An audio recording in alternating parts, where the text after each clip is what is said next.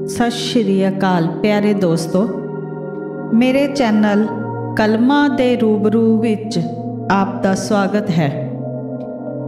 अज दी इस महफिल दे विच आपां सिमरन धालीवाल दी लिखी हुई कहानी आपां घर बनाइए सुनांगे। आपां घर बनाइए। 5 कुछ साल पहला जदों खरैती लाल ने अपना थां नरैणे नूं वेचिया सी, मैं उदों ही सोचिया सी कराड़ सिर ते बिठा गया साडे, आप तुर गया शहर नूं, साडे भाऽ दा पा गया स्यापा। फिर खुद मैं ही सोचिया कुत्तियां ही हगना इत्थे, थां तां बामण कौडियां दे भाऽ सुट गया, कुल्ला छत्तना सौखा पिया। मैं समझदा सां ना 9 मण तेल इकट्ठा होना ना राधा नचना। थां खरीदी तो साल को बाद नरैणे दा वड्डा मुंडा अर्जू फौज विच भर्ती हो गया। 2 साल थां वेली पई रही। मैं अंदरों अंदरी नफरत नाल भरदा रहा, पर नरैणा कदी कदी अपनी थां देखण आ जांदा। सुना बई मेजा सिया खुशनंदा, अपने खौलियां विच खड़ा नरैणा दूरों ही हाकां मारन लगदा। साडा घर ते खरैती दा घर आमो सामने सी। जदों माहौल खराब होए, खरैती भांडा टिंडा चुक के शहर जा बैठा। उदा मकान कई साल बंद पिया रहा। चुल्हियां उत्ते घाह उगन लग्या, घर विकिया ना। खरैती ने मजदूर लगा के मकान ढा लिया ते इट्टां बाले शहर नूं लै गया। कोई ना, थां दा किहड़ा कुछ घस चलिया, आपे विकदी रहू। खरैती खीं खीं करके हसदा। पिंडां विच थावां नूं कौन पुछदा। अखीरी गर्ज दे मारियां खरैती ने थां सस्ते मुੱਲ नरैणे नूं फड़ा दित्ती। वधिया नरैण सिया, तूं दस कद छत्तणा फिर महल। अपने घर दे गेट अगे खड़ा मैं नरैणे नूं जवाब दे दिंदा। बस फौजी वाली झाकदा, तू सियाणा है, मकान किहड़ा एवें बनदे। थां जुड़ गई, मकान भी बनू ही। सच्चे पातशाह करन वाला, तैनू किहड़ा भुल है। नरैणा पुरानी कथा छेड़ बैठदा। नरैणा मेरे नालों 10 कुछ साल वड्डा होना। असीं छोटे ही सां जदों साडे नाल सीरी आ रलिया सी। ऐसी गल कथ महीने 20 दिन ही हो जाती। जदों कदे नरैणा साडे सामने खरीदी अपनी थां वेखण आउंदा, ओ अपने थां च खड़ा हुंदा, मैं अपने गेट अगे। कदी कदी ओ गेट टप आउंदा, पुराणियां गल्लां करन लगदा। देख ला मेजा सिया वेले वेले दियां गल्लां, तैनू मैं दसदा बई उदों पशुआं लई पक्का वरांडा नहीं सी हुंदा। तोड़ एक कच्चा कोठा सी। एक पासे तूड़ी पाउंदे, एक पासे पशु बजदे। नरैणा नवें मकान विचों पुराने घर दा नक्शा दिखाउण लगदा। 2 कमरे तां नरैणे ने भी छत ले सन। जिस दिन नींह धरी सी, उस दिन नरैणा लड्डू लैके साडे वल आया। लो जी करो मूँह मिठा, सुख नाल दोवें भाई कोल कोल आ गए आ मेजा सिया। नरैणे दी इस गल नाल मेरा मूँह कौड़ा हो गया। ओ बूहियों बाहर होया। मैं अद्धा बचा लड्डू कुत्ते अगे पा दिता। नरैणा साडे सामने घर बनन करके बहुत खुश सी। जिन्ना वो मोह दिखाउंदा उन्ना ही मैनू भैड़ा लगदा। ਸਾਲਾ ਬਾਖੜ ਜਿਹਾ, ਭਰਾ ਤੋਂ ਮੇਰਾ ਸੱਜੇ ਪੱਟੋਂ ਕੱਢਿਆ, ਉਹੀ ਸਿਰ ਤੇ ਚੜ੍ਹਦਾ ਜਾਊ। ਮੈਂ ਮਨ ਵਿੱਚ ਕੁੜਦਾ ਰਹਿੰਦਾ। 14 ਸਾਲ ਸਾਡੇ ਨਾਲ ਸੀਰ ਕਮਾ ਕੇ ਉਹ ਖੁਦ ਨੂੰ ਸਾਡੇ ਘਰ ਦਾ ਹਿੱਸਾ ਸਮਝਣ ਲੱਗਿਆ ਸੀ। ਬਾਪੂ ਨਰੈਣੇ ਨਾਲ ਤੇ ਦਿਖਾਉਂਦਾ ਹੁੰਦਾ ਸੀ। ਰੋਟੀ ਖਾਣ ਲੱਗਿਆਂ ਉਹਨੂੰ ਕੋਲ ਬਿਠਾ ਲੈਣਾ, ਹਰ ਚੀਜ਼ ਬਰਾਬਰ ਦੀ ਦੇਣੀ। ਉਹਨੂੰ ਘਰ ਬਾਹਰ ਪੂਰੀ ਖੁੱਲ੍ਹ ਸੀ। ਪਰ ਹੁਣ ਤਾਂ ਵੇਲੇ ਬਦਲ ਗਏ ਸਨ। ਸਾਡੇ ਨਾਲ ਸੀਰ ਛੱਡਿਆਂ ਨਰੈਣੇ ਨੂੰ ਮੁੱਦਤ ਹੋ ਗਈ ਸੀ। ਸੀਰ ਛੱਡਣ ਮਗਰੋਂ ਪਹਿਲਾਂ ਪਿੰਡ ਤੇ ਫਿਰ ਸ਼ਹਿਰ ਉਹ ਬਹੁਤ ਸਾਲ ਦਿਹਾੜੀਆਂ ਕਰਦਾ ਰਿਹਾ। ਉਹਦਾ ਵਿਆਹ ਹੋਇਆ, ਜਵਾਕ ਹੋਈ, ਘਰੇ ਭੰਗ ਪੁੱਜਦੀ। ਨਰੈਣੇ ਦੇ 4 ਜਵਾਕ ਸਨ, 2 ਕੁੜੀਆਂ 2 ਮੁੰਡੇ। ਕੁੜੀਆਂ ਇੱਕੋ ਜਿੱਡੀਆਂ ਲਗਰ ਵਰਗੀਆਂ। ਨਰੈਣੇ ਨੇ ਦੋਵੇਂ ਕੁੜੀਆਂ ਔਖੇ ਸੌਖੇ ਵਿਆਹ ਦਿੱਤੀਆਂ, ਤਿੰਨੀ ਕੱਪੜੀ। ਨਾ ਕੋਈ ਬਰਾਤ ਨਾ ਮੇਲ। ਗੁਰਦੁਆਰੇ ਫੇਰੇ ਕੀਤੇ ਤੇ ਚਾਹ ਪਾਣੀ ਦਾ ਖਰਚ ਬਾਪੂ ਨੇ ਕਰ ਦਿੱਤਾ। ਧੀਆਂ ਭੈਣਾਂ ਤਾਂ ਸਭ ਦੀਆਂ ਸਾਂਝੀਆਂ ਹੁੰਦੀਆਂ, ਰੱਬ ਖਬਰੇ ਕਿਹਦੇ ਪੈਰਾਂ ਪਿੱਛੇ ਦਿੰਦਾ। ਬਾਪੂ ਦਾਨ ਪੁੰਨ ਦਾ ਬਹਾਨਾ ਬਣਾ ਲੈਂਦਾ। ਮੇਰਾ ਮੁੰਡਾ ਤੇ ਨਰੈਣੇ ਦਾ ਛੋਟਾ ਮੁੰਡਾ ਭੀਲਾ ਦੋਵੇਂ ਇਕੱਠੇ ਪੜ੍ਹੇ। 9ਵੀਂ ਵਿੱਚੋਂ ਹਟ ਕੇ ਭੀਲਾ ਬੋਰਾਂ ਵਾਲੇ ਜਗਤਾਰ ਨਾਲ ਜਾਣ ਲੱਗਿਆ। ਤਰਸੇਮ 10ਵੀਂ ਕਰ ਗਿਆ ਤੇ ਫਿਰ ਵੱਡੇ ਸਕੂਲੇ 11ਵੀਂ ਵਿੱਚ ਜਾ ਦਾਖਲ ਹੋਇਆ। ਅਰਜੂ ਵੱਡਾ ਸੀ। ਉਹ 10ਵੀਂ ਕਰਕੇ ਬੋਰਾਂ ਵਾਲੇ ਜਗਤਾਰ ਨਾਲ ਜਾਂਦਾ ਹੁੰਦਾ ਸੀ। ਉਹ ਭਰਤੀ ਹੋਇਆ ਤਾਂ ਭੀਲਾ ਜਾਣ ਲੱਗਿਆ। ਸਾਡੇ ਵਾਲੇ ਤੋਂ ਰੁੱਗ ਪੱਠੇ ਨਾ ਪੈਂਦੇ। ਕਾਦੇ ਬਣੇ ਸਾਲੇ ਝਾਪੜ ਜਿਹੇ, ਨਾ ਅੱਕਣ ਨਾ ਥੱਕਣ, ਸੁੱਕੀਆਂ ਰੋਟੀਆਂ ਆਸਰੇ। ਮੈਂ ਹੈਰਾਨ ਹੁੰਦਾ। ਨਰੈਣਾ ਲੰਘਦਾ ਆਉਂਦਾ ਆਖ ਜਾਂਦਾ, ਮੇਜਾ ਸਿਆਂ ਸੇਮੇ ਨੂੰ ਭੇਜਿਆ ਕਰ ਗਰਾਊਂਡ 'ਚ, ਅਰਜੂ ਨਾਲ ਲੱਗਾ ਰਿਹਾ ਕਰੂ। ਫੌਜ ਕਿਹੜਾ ਮਾੜੀ, ਜੇ ਗੱਲ ਬਣ ਜੇ ਤਾਂ ਸਾਰੀ ਉਮਰ ਦੀ ਰੋਟੀ ਆ। ਮੈਂ ਹੂੰ ਹਾਂ ਕਰ ਛੱਡਦਾ। ਮਨ ਵਿੱਚ ਸੋਚਦਾ, ਫੌਜੀ ਤਾਂ ਨਰੈਣੇ ਵਾਲੇ ਨੂੰ ਹੀ ਉਡੀਕਦੇ, ਜਿਵੇਂ ਗੱਲਾਂ ਤਾਂ ਇਉਂ ਕਰਦਾ। ਪਰ ਜਦੋਂ ਅਰਜੂ ਫੌਜ ਵਿੱਚ ਭਰਤੀ ਹੋ ਗਿਆ, ਮੈਨੂੰ ਮੇਰੀ ਗੱਲ ਹੀ ਝੂਠੀ ਲੱਗੀ। 3 ਕੁ ਸਾਲਾਂ 'ਚ ਬਹੁਤ ਕੁਝ ਬਦਲ ਗਿਆ। ਨਰੈਣਾ ਦਿਹਾੜੀ ਨਾ ਜਾਂਦਾ।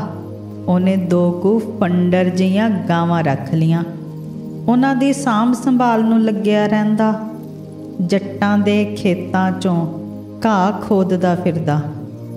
ਪਿੰਡ ਵਿੱਚ ਜੱਟਾਂ ਦੇ ਸਪਰੇਅ ਕਰਨ ਲਈ ਚਲਿਆ ਜਾਂਦਾ ਤੇ ਜਦੋਂ ਵਿਹਲਾ ਹੁੰਦਾ, ਛੱਪੜ ਵਾਲੀ ਪੁਲੀ 'ਤੇ ਬੈਠਾ ਦੰਦਾਂ 'ਚੋਂ ਕਰੇੜਾ ਕੱਢਦਾ ਰਹਿੰਦਾ।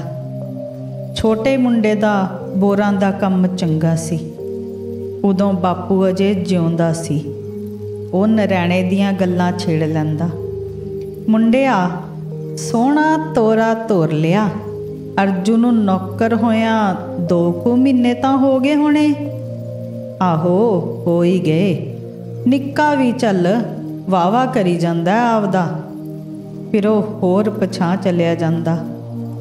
ਹੌਲਾ ਹੀ ਸੀ ਜਦੋਂ ਰਲਿਆ ਸੀ ਆਪਣੇ ਨਾਲ ਨਰੈਣਾ। ਘਰ ਦੇ ਜੀਆਂ ਵਾਂਗੂ ਰਿਹਾ। ਵੇੜੇ ਦੇ ਕੁੱਲ ਘਰਾਂ ਨਾਲੋਂ ਇਹਦੇ ਮੁੰਡੇ ਸਾਊ ਨਿਕਲੇ। ਮੈਨੂੰ ਬਾਪੂ ਦੀਆਂ ਗੱਲਾਂ 'ਤੇ ਖਿਝ ਚੜ੍ਹਨ ਲੱਗਦੀ। ਬੁੜੇ ਦੀ ਮੱਤ ਮਾਰੀ ਗਈ। ਘਰ ਦਾ ਕਦੀ ਫਿਕਰ ਨਹੀਂ ਕੀਤਾ। ਉਹਦਾ ਬਹੁਤਾ ਹੇਜ ਆਉਂਦਾ ਇਹਨੂੰ। ਤੇ ਫਿਰ ਜਦੋਂ ਬਾਪੂ ਬਿਮਾਰ ਹੋਇਆ, ਨਰੈਣਾ ਨਿੱਤ ਬਾਪੂ ਦੀ ਖਬਰ ਲੈਣ ਲਈ ਆ ਜਾਂਦਾ। 2-2 ਘੰਟੇ ਬੈਠਾ ਰਹਿੰਦਾ। ਨਰੈਣਿਆ, ਮੁੰਡਿਆਂ ਵੇਲਿਆਂ ਕਰਤਾ ਲੱਗਦਾ। ਆਪਣੇ ਵੱਲੋਂ ਮੈਂ ਉਹਦੇ ਬੈਠਣ 'ਤੇ ਤਨਜ਼ ਕਰਦਾ। ਬਥੇਰੇ ਹੱਡ ਭੰਨੇ ਭਾਊ, ਚਲੋ ਧੀਆਂ ਪੁੱਤਾਂ ਦੇ ਸਿਰ ਤੇ ਹੀ ਸੁੱਖ ਸਹੀ, ਆਪਦੇ ਜੋਗਾ ਕਰ ਲਈਦਾ, ਕਿਸੇ ਦੇ ਹੱਥਾਂ ਵੱਲ ਝਾਕਣਾ ਵੀ ਔਖਾ ਹੈ। ਤੂੰ ਸਿਆਣਾ ਹੈ। ਮੈਂ ਕਦੀ ਨਰੈਣੇ ਵੱਲ ਵੇਖਦਾ, ਕਦੀ ਆਪਣੇ ਵੱਲ। ਤਰਸੇਮ 12ਵੀਂ ਤੋਂ ਅੱਗੇ ਨਾ ਗਿਆ। ਪੱਠਿਆਂ ਵਾਲਾ ਟੋਕਰਾ ਚੁੱਕੀ ਪਸ਼ੂਆਂ ਵੱਲ ਜਾਂਦਾ ਮੈਂ ਖਿਜਣ ਲੱਗਦਾ।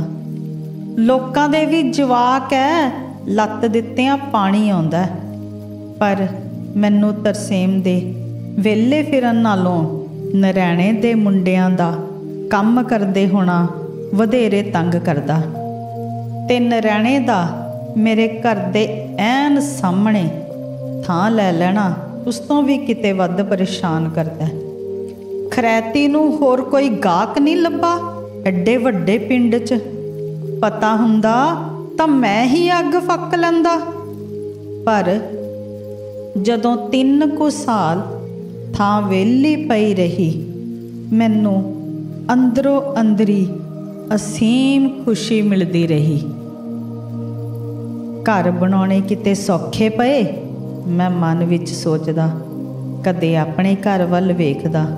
ਬਾਪੂ ਵਾਰੇ ਦਾ ਬਣਿਆ ਪੂਰਾ ਘਰ ਨਰੈਣੇ ਦੇ 2 ਕਮਰਿਆਂ ਅੱਗੇ ਵੀ ਛੋਟਾ ਛੋਟਾ ਲੱਗਦਾ।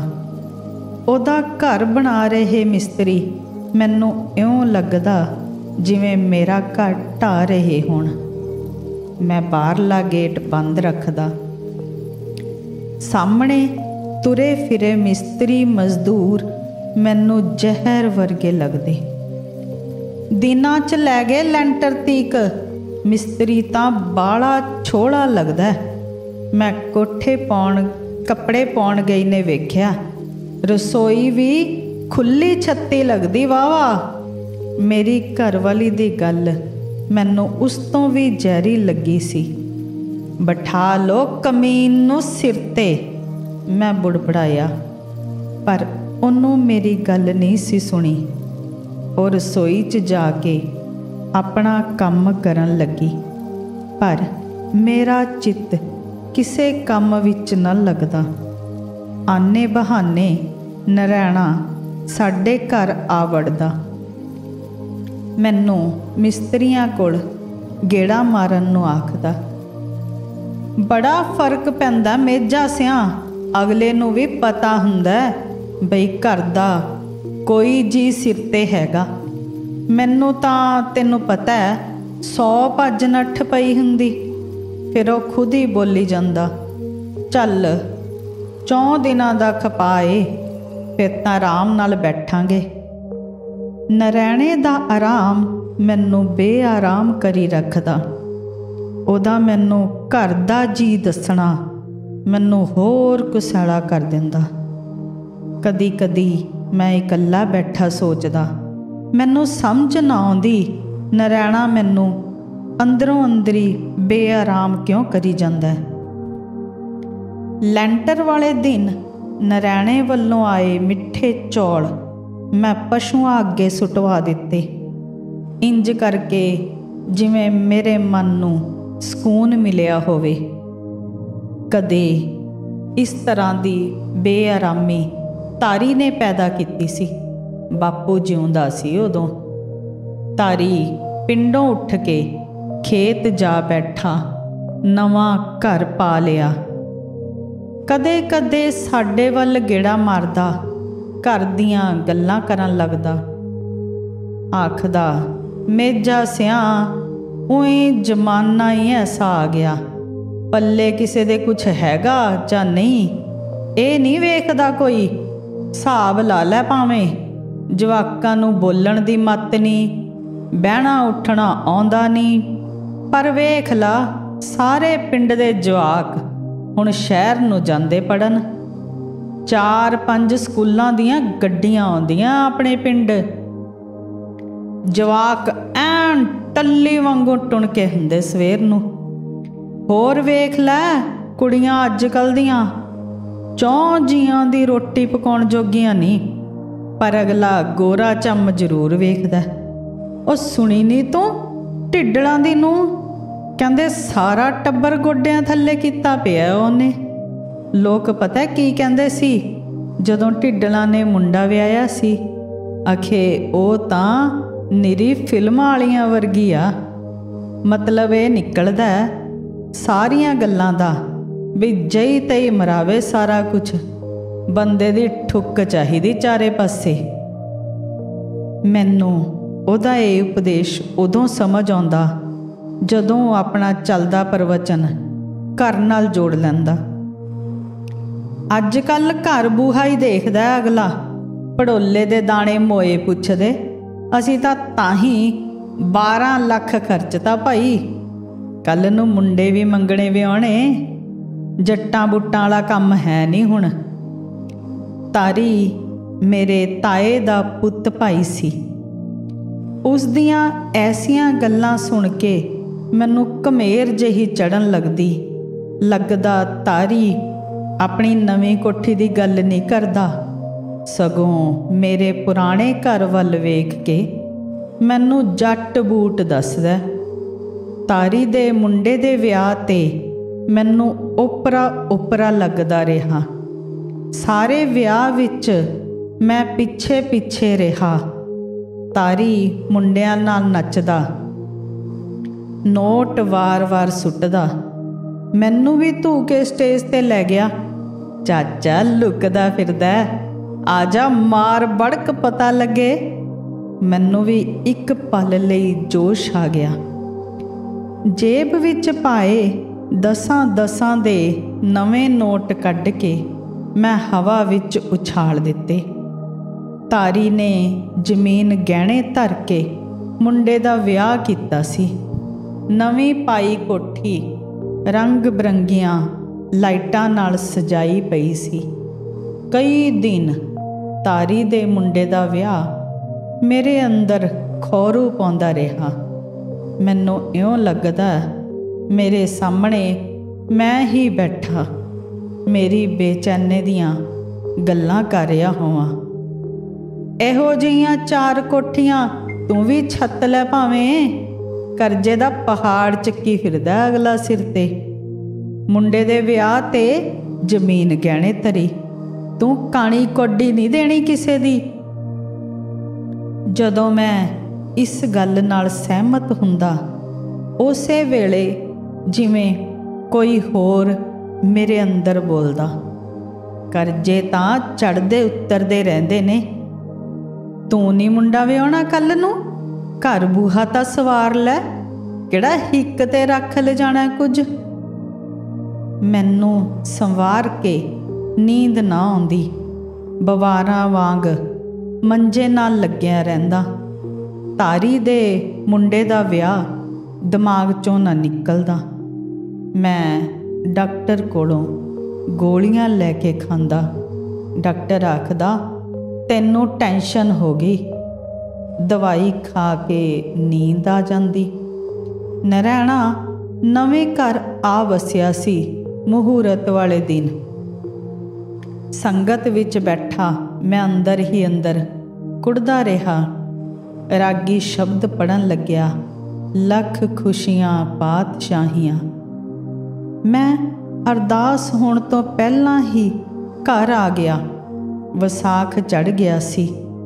ਧੁੱਪ ਪਿੰਡੇ ਨੂੰ ਖਾਂਦੀ, ਪਰ ਮੈਂ ਧੁੱਪੇ ਮੰਜਾ ਢਾ ਕੇ ਪੈ ਗਿਆ, ਉੱਤੇ ਚਾਦਰ ਤਾਣ ਲਈ। ਜਦੋਂ ਨੀਂਦ ਖੁੱਲ੍ਹੀ, ਮੇਰੀ ਘਰਵਾਲੀ ਚਾਹ ਦਾ ਗਲਾਸ ਫੜੀ ਮੇਰੇ ਸਿਰਹਾਣੇ ਖੜੀ ਸੀ। ਦਿਨ ਢਲਣ ਲੱਗਾ ਸੀ, ਪਰ ਮੇਰੀ ਬੇਚੈਨੀ ਪੈਰੋਂ ਪੈਰ ਵੱਧਦੀ ਤੁਰਦੀ ਜਾਂਦੀ। ਮੈਨੂੰ ਅਰਜੂ ਦੇ ਵਿਆਹ ਦਾ ਫਿਕਰ ਪੈ ਗਿਆ। ਤਾਰੀ ਦੇ ਮੁੰਡੇ ਦੀ ਬੇਚੈਨੀ ਅਜੇ ਉਤਰੀ ਨਹੀਂ ਸੀ ਕਿ ਮੈਨੂੰ ਅਰਜੂ ਦੇ ਵਿਆਹ ਦਾ ਡਰ ਆਉਣ ਲੱਗਾ। ਮੈਂ ਨਹੀਂ ਸੀ ਚਾਹੁੰਦਾ ਕਿ ਅਰਜੂ ਦਾ ਰਿਸ਼ਤਾ ਹੋਵੇ। ਵਿਹੜੇ ਦਾ ਕੋਈ ਵੀ ਬੰਦਾ ਜਦੋਂ ਕਦੇ ਸਾਡੇ ਖੇਤ ਦਿਹਾੜੀਆਂ ਜਾਂਦਾ, ਮੈਂ ਜਾਣ ਬੁੱਝ ਕੇ ਨਰੈਣੇ ਦੇ ਮੁੰਡਿਆਂ ਦੀ ਗੱਲ ਛੇੜ ਬੈਠਦਾ। ਫੌਜ ਦੇ ਮੂੰਹ ਨੂੰ ਸਾਕ ਤਾਂ ਭਾਵੇਂ 100 ਵਾਰ ਹੋ ਜੇ, ਟੱਬਰ ਹੈ ਨਹੀਂ ਉਹ ਇਹ ਕਾਸੇ ਜੋਗਾ। ਦਲੀਲ ਦੇ ਹੌਲੇ ਹੀ ਨੇ। ਵੀਰੂ ਦੀ ਜ਼ੁਬਾਨ ਤਾਂ ਟੋਕੇ ਵਾਂਗ ਚਲਦੀ। ਭਰਾ ਮੇਰਿਆ, ਤੁਹਾਡੇ ਨਾਲ ਵੀ ਸੂਤ ਹੈ, ਐਵੇਂ ਨਾ ਸਕੀਰੀ ਚੋਂ ਸਾਕ ਕਰਾਉਂਦਾ ਫਿਰੀ। ਇਹੀ ਗੱਲ ਮੈਂ ਵਿਹੜੇ ਦੇ ਕਈ ਬੰਦਿਆਂ ਕੋਲ ਕੀਤੀ, ਇਉਂ ਕਰਕੇ ਜਿੱਦਾਂ ਮੇਰੇ ਮਨ ਨੂੰ ਸ਼ਾਂਤੀ ਮਿਲਦੀ ਹੋਵੇ। ਪਰ ਉਹ ਤਾਂ ਵਿਹੜੇ ਦੇ ਕੁੱਲ ਮੁੰਡਿਆਂ ਨਾਲੋਂ ਚੰਗਾ ਸੀ। ਫੌਜ ਦੀ ਨੌਕਰੀ ਸੀ। ਨੌਕਰੀ ਤਾਂ ਇਸ ਯੁੱਗ ਵਿੱਚ ਬੰਦਾ ਮਾਰਿਆ ਨਹੀਂ ਲੱਭਦੀ। ਉਹ ਛੁੱਟੀ ਆਇਆ, ਬਣ ਤਣ ਕੇ ਪਿੰਡ ਵਿੱਚ ਫਿਰਦਾ, ਕੋਲੋਂ ਲੰਘਦਾ ਤਾਂ ਚੁਫੇਰੇ ਮਹਿਕ ਫੈਲ ਜਾਂਦੀ। ਸਾਲਾ ਜਿਨਾ ਕਦੀ ਮੂੰਹ ਨਹੀਂ ਸੀ ਧੋਤਾ। ਮੈਂ ਗਾਲ ਕੱਢ ਇਉਂ ਸੋਚਦਾ ਜਿਵੇਂ ਅਰਜੂ ਦੀ ਫੈਲਾਈ ਖੁਸ਼ਬੂ ਕਿਧਰੇ ਉੱਡ ਪੁੱਡ ਗਈ ਹੋਵੇ। ਜਾਣਦਾ ਸਾਂ ਅਰਜੂ ਦਾ ਰਿਸ਼ਤਾ ਨਹੀਂ ਅੜਦਾ। ਮੈਂ ਚੱਤੋਂ ਪਹਿਰ ਸੁਰਤ ਰੱਖਦਾ, ਪਰ ਕਿਧਰੇ ਵੀ ਅਰਜੂ ਦੇ ਰਿਸ਼ਤੇ ਬਾਰੇ ਕੋਈ ਕਨਸੋ ਨਾ ਮਿਲਦੀ। ਕਦੇ ਮੈਨੂੰ ਲੱਗਦਾ ਮੈਂ ਪਾਗਲ ਹੋਈ ਜਾ ਰਿਹਾ, ਬਿਨਾਂ ਸਿਰ ਪੈਰ ਦੀਆਂ ਗੱਲਾਂ ਬਾਰੇ ਸੋਚਦਾ। ਤੇ ਜਿਸ ਦਿਨ ਅਰਜੂ ਨੂੰ ਦੇਖਣ ਵਾਲੇ ਆਏ, ਮੈਂ ਬਾਰ-ਬਾਰ ਬੂਹੇ ਅੱਗੇ ਖੜ ਕੇ ਨਰੈਣੇ ਦੇ ਘਰ ਵੱਲ ਦੇਖਦਾ ਰਿਹਾ। ਆਥਣੇ ਜਦੋਂ ਨਰੈਣੇ ਦੀ ਘਰ ਵਾਲੀ ਲੱਡੂ ਦੇ ਕੇ ਗਈ, ਸਵੇਰ ਦੀ ਮਨ ਨੂੰ ਲੱਗੀ ਅਚਵੀ ਹੋਰ ਗੂੜੀ ਹੋ ਗਈ। ਮੈਂ ਖੁਦ ਨੂੰ ਤਸੱਲੀ ਦੇਣ ਖਾਤਰ ਹੀ ਜਿੱਦਾਂ ਪੁੱਛ ਲਿਆ ਸੀ, ਕਾਹਦੇ ਲੱਡੂ ਵੰਡੀ ਜਾਂਦੀ ਵੀਰੋ? ਵੀਰੋ ਦੀਆਂ ਵਰਾਛਾਂ ਖਿੜੀਆਂ ਹੋਈਆਂ ਸਨ। ਉਹਨੇ ਹੋਰ ਹੁੱਬ ਕੇ ਦੱਸਿਆ, ਆਪਣੇ ਅਰਜੂ ਨੂੰ ਰੋਕ ਗਏ, ਸੂਟ ਸਵਾ ਛੱਡ ਨਵਾਂ, ਅੱਸੂ ਦਾ ਸਿੱਧਾ ਵਿਆਹ ਹੀ ਲੈ ਲੈਣਾ ਆਪਾਂ। ਮੈਂ ਉਹਨੂੰ ਵਧਾਈ ਵੀ ਨਾ ਦਿੱਤੀ। ਇਉਂ ਲੱਗਿਆ ਜਿਵੇਂ ਕੋਈ ਬਹੁਤੀ ਤੱਤੀ ਚੀਜ਼ ਖਾ ਕੇ ਹਿੱਕ ਮੱਚਣ ਲੱਗੀ ਹੋਵੇ। ਹੋਰ 2 ਸਾਲਾਂ ਨੂੰ ਤਰਸੀਮ ਦਾ ਵੀ ਕੋਈ ਬੰਨ ਸੁਭ ਕਰਨਾ। ਮੇਰਾ ਜੀ ਕਰਦਾ ਸੀ ਅੱਜ ਹੀ ਤਰਸੀਮ ਨੂੰ ਵਿਆਹ ਲਵਾਂ। ਤੇ ਜਦੋਂ ਅਰਜੂ ਦੇ ਵਿਆਹ ਦਾ ਡੀਜੇ ਵੱਜਿਆ, ਮੇਰੇ ਕੰਨਾਂ ਵਿੱਚ ਜਿਵੇਂ ਪਾਰਾ ਘੁਲਣ ਲੱਗਿਆ। ਮੈਂ 2 ਕੁ ਪੈਗ ਪਹਿਲਾਂ ਹੀ ਲਗਾਈ ਬੈਠਾ ਸੀ। ਨਰੈਣਾ ਮੱਲੋ ਜੋਰੀ ਮੈਨੂੰ ਖਿੱਚ ਕੇ ਆਪਣੇ ਵੱਲ ਲੈ ਗਿਆ। ਵਿਹੜੇ 'ਚੋਂ ਨਰੈਣੇ ਦੇ ਸ਼ਰੀਕੇ ਦੇ ਬੰਦੇ ਬੈਠੇ ਦਾਰੂ ਪੀ ਰਹੇ ਸਨ। ਮੈਂ ਵੀ ਨਾਲ ਬੈਠ ਕੇ ਦਾਰੂ ਪੀਣ ਲੱਗਿਆ। ਜਦੋਂ ਵਾਹਵਾ ਤਰਾਰਾ ਜਿਹਾ ਵੱਜ ਗਿਆ, ਡੀਜੇ 'ਤੇ ਨੱਚਦੇ ਲੋਕ ਮੈਨੂੰ ਭੈੜੇ ਜਿਹੇ ਲੱਗਣ ਲੱਗੇ। ਮੈਂ ਘਾਉ ਜਿਹਾ ਬਣਿਆ ਉਹਨਾਂ ਵੱਲ ਝਾਕਦਾ। ਅਚਾਨਕ ਪਤਾ ਨਹੀਂ ਕੀ ਹੋਇਆ, ਮੈਂ ਉੱਠ ਕੇ ਗਾਲਾਂ ਕੱਢਣ ਲੱਗਿਆ। ਗੁਰਨਾਮੇ ਪੈਂਚ ਨੂੰ ਮੈਂ ਗਲਮੇ ਤੋਂ ਫੜ ਲਿਆ। ਸਾਲਾ ਝਾਕਦਾ ਕਿੱਦਾਂ ਤੂੰ? ਮੈਂ ਤੈਨੂੰ ਕੀ ਕਹਿਤਾ ਯਾਰ? ਊਂ ਖੇੜਨ ਆ ਗਿਆ ਮੇਰੇ ਤੇ। ਗੁਰਨਾਮਾ ਪਹਿਲਾਂ ਤਾਂ ਚੁੱਪ ਕੀਤਾ ਰਿਹਾ, ਫਿਰ ਸਾਡੀ ਤੂੰ ਮੈਂ ਛਿੜ ਪਈ। ਮੇਜ਼ 'ਤੇ ਪਿਆ ਮੀਟ ਵਾਲਾ ਕੌਲਾ ਮੁੱਦਾ ਹੋ ਗਿਆ। ਕੱਚ ਦੀਆਂ ਗਲਾਸੀਆਂ ਪੁੰਜੇ ਡਿੱਗ ਕੇ ਟੁੱਟ ਗਈਆਂ। ਯਾਰ ਆਪਾਂ ਤਾਂ ਭਾਈ ਆ, ਰੌਲਾ ਪਾਉਂਦੇ ਚੰਗੇ ਲੱਗੀਦਾ। ਨਰੈਣਾ ਮੈਨੂੰ ਧੂ ਕੇ ਪਰਾਂ ਨੂੰ ਲੈ ਗਿਆ। ਉਹਨੂੰ ਵਿਆਹ ਵਿੱਚ ਪੈਂਦੀ ਬੇਰਸੀ ਦਿਸ ਗਈ ਸੀ। ਬੇਰਸੀ ਤਾਂ ਮੈਂ ਪਾਉਣੀ ਸੀ, ਪਰ ਗੁਰਨਾਮੇ ਨੂੰ ਵੀ ਉਹਦਾ ਮੁੰਡਾ ਘਰ ਨੂੰ ਲੈ ਗਿਆ। ਬੰਦ ਹੋਇਆ ਡੀਜੇ, ਫੇਰ ਵੱਜਣ ਲੱਗਾ। ਰਾਤ ਕੌਣ ਕਦੋਂ ਮੈਨੂੰ ਘਰ ਛੱਡ ਕੇ ਗਿਆ, ਮੈਨੂੰ ਕੋਈ ਸੁਰਤ ਨਹੀਂ ਸੀ। ਸਵੇਰੇ ਜਦੋਂ ਮੈਂ ਉੱਠਿਆ, ਅਰਜੂ ਦੀ ਬਰਾਤ ਚੜ੍ਹ ਗਈ ਸੀ। ਸਾਰਾ ਦਿਨ ਸਿਰ ਗੱਡੇ ਵਰਗਾ ਬਣਿਆ ਰਿਹਾ। ਮੈਂ ਕਿਸੇ ਨਾਲ ਵੀ ਨਾ ਬੋਲਿਆ। ਤਰਸੇਮ ਬਰਾਤੇ ਚਲਾ ਗਿਆ। ਘਰੇ ਫਿਰਦੀ ਅਰਜੂ ਦੀ ਬਹੂ ਨੂੰ ਮੈਂ ਜਦ ਦੇਖਦਾ, ਮੈਨੂੰ ਇਉਂ ਲੱਗਦਾ ਜਿਵੇਂ ਸਾਰਾ ਕੁਝ ਹੀ ਬਦਲ ਗਿਆ ਹੋਵੇ। ਬੀਰੋ ਅੰਦਰ ਵੜਦੀ ਕਰੋੜ ਕਰੋੜ ਗੱਲਾਂ ਕਰਦੀ। ਨਰੈਣਾ ਮੌਜ ਵਿੱਚ ਰਹਿੰਦਾ, ਧੋਤੇ ਕੱਪੜੇ ਪਾਉਂਦਾ, ਪੱਕੀ ਰੋਟੀ ਖਾਂਦਾ, ਮੈਨੂੰ ਭਾਈ ਭਾਈ ਕਰਦਾ। ਜੱਟ ਤੇ ਸੀਰੀ ਭਾਈ ਨਹੀਂ ਹੁੰਦੇ। ਮੈਂ ਮਨ ਵਿੱਚ ਨਰੈਣੇ ਨੂੰ ਮੋਟੀ ਸਾਰੀ ਗਾਲ ਕੱਢ ਕੇ ਖੁਦ ਨੂੰ ਸ਼ਾਂਤ ਕਰ ਲੈਂਦਾ। ਕਦੀ ਲੱਗਦਾ ਜੇ ਉਹ ਮੇਰਾ ਲੱਗਦਾ ਕੁਝ ਨਹੀਂ ਤਾਂ ਫਿਰ ਉਹਦੇ ਨਾਲ ਮੇਰਾ ਸ਼ਰੀਕਾ ਕਾਹਦਾ ਹੈ। ਜਦੋਂ ਦਾ ਨਰੈਣਾ ਮੈਨੂੰ ਭੈੜਾ ਲੱਗਣ ਲੱਗਿਆ ਸੀ, ਉਦੋਂ ਦਾ ਹੀ ਮੈਨੂੰ ਤਾਰੀ ਚੰਗਾ ਲੱਗਣ ਲੱਗਿਆ ਸੀ। ਝੋਨਾ ਵੇਚ ਕੇ ਮੈਂ ਨਵਾਂ ਘਰ ਬਣਾਉਣ ਦੀ ਸਲਾਹ ਬਣਾ ਲਈ। ਮੈਨੂੰ ਤਾਰੀ ਦੀ ਗੱਲ ਯਾਦ ਆਉਂਦੀ। ਮੈਂ ਸੋਚਦਾ ਹੋਰ ਸਾਲ ਨੂੰ ਤਰਸੇਮ ਨੂੰ ਮੰਗਣਾ ਵਿਆਹੁਣਾ। ਜ਼ਮਾਨੇ ਮੂਜਬ ਚੱਲਣਾ ਚਾਹੀਦਾ। ਤੇਗਾ ਮਿਸਤਰੀ ਨੀਂਹ ਧਰਨ ਲਈ ਆ ਗਿਆ। ਦਿਹਾੜੀਆਂ 4 ਕਹੀ ਦੇ ਟੱਪ ਮਾਰਦਾ ਤੇ ਹੱਫਣ ਲੱਗਦਾ। ਡੂੰਘੇ ਡੂੰਘੇ ਸਾਹ ਲੈਂਦਾ। ਤਰਸੇਮ ਇੱਟਾਂ ਦੀ ਤਰਾਈ ਕਰਦਾ। ਮੈਂ ਮਿਸਤਰੀ ਦੇ ਸਰਾਣੇ ਖੜਾ ਸਾਂ। ਇਉਂ ਕੱਛਾਂ 'ਚ ਹੱਥ ਦਿੱਤਿਆਂ ਘਰ ਨਹੀਂ ਬਣਦੇ ਮੇਜ਼ਾਂ ਸਿਆਂ। ਘਰ ਵਾਲਿਆਂ ਨੂੰ ਨਾਲ ਵਗਣਾ ਹੀ ਪੈਂਦਾ। ਫੜਾ ਉਰੇ ਕਹੀ। ਮਜ਼ਦੂਰ ਹੱਥੋਂ ਕਹੀ ਫੜ ਕੇ ਨਰੈਣਾ ਨੀਂਹ ਪੁੱਟਣ ਲੱਗਾ। ਮੈਂ ਉਹਦੇ ਵੱਲ ਵੇਖ ਕੇ ਖਚਰਾ ਜਿਹਾ ਹੱਸਿਆ। ਸੋ ਦੋਸਤੋ, ਇਹ ਸੀ ਸਿਮਰਨ ਧਾਲੀਵਾਲ ਦੀ ਲਿਖੀ ਕਹਾਣੀ ਆ ਆਪਾਂ ਘਰ ਬਣਾਈਏ।